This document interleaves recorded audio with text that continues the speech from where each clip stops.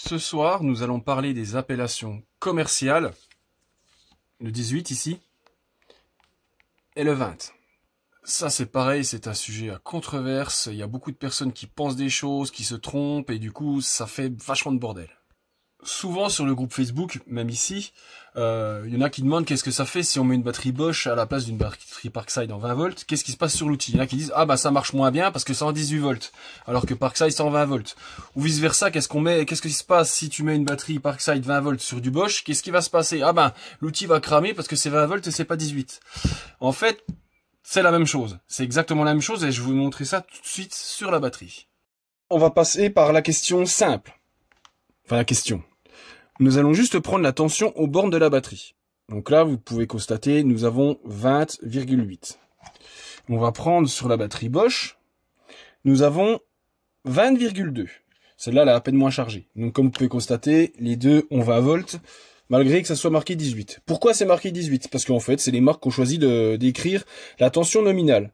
Parce qu'en fait, du batterie lithium, quand elle est chargée à fond, elle fait à peu près 20,5, et quand elle est déchargée à fond, elle fait environ 16 volts. Donc, grossièrement, 18, c'est la tension nominale, la moitié de charge.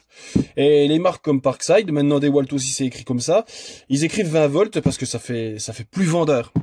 Ça donne un aspect mieux, quoi, on va dire. Et maintenant, je vais vous montrer à l'intérieur la différence.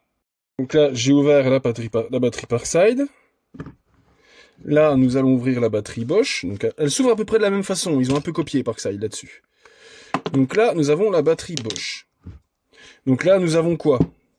Sur la batterie Parkside, 1, 2, 3, 4, 5. 5 rangées, 5 accus en série. Et il y en a 5 autres en dessous en parallèle. Là, nous avons exactement la même chose. 5 au-dessus. 5 en dessous, 5 en série et 5 en dessous, donc en parallèle. C'est pour augmenter la capacité. Là, c'est une batterie de 8 ampères, donc au-dessus on a 4, là en dessous on a 4. Et quand elles sont en parallèle, ça s'additionne. Là, c'est pareil, c'est le même procédé. Donc comme vous pouvez constater, bon, ça c'est des 18150, là c'est des 21700, elles sont un peu plus grosses. Mais c'est la seule différence. La constitution de la batterie, c'est-à-dire au fonctionnement, c'est du 5S, 2P. 5 en série, 2 en parallèle. Ce que je trouve dommage, c'est que des fois, t'auras beau expliquer, bah, il y aura toujours des gens qui sont butés et puis en fait qui veulent pas comprendre. Je trouve ça dommage.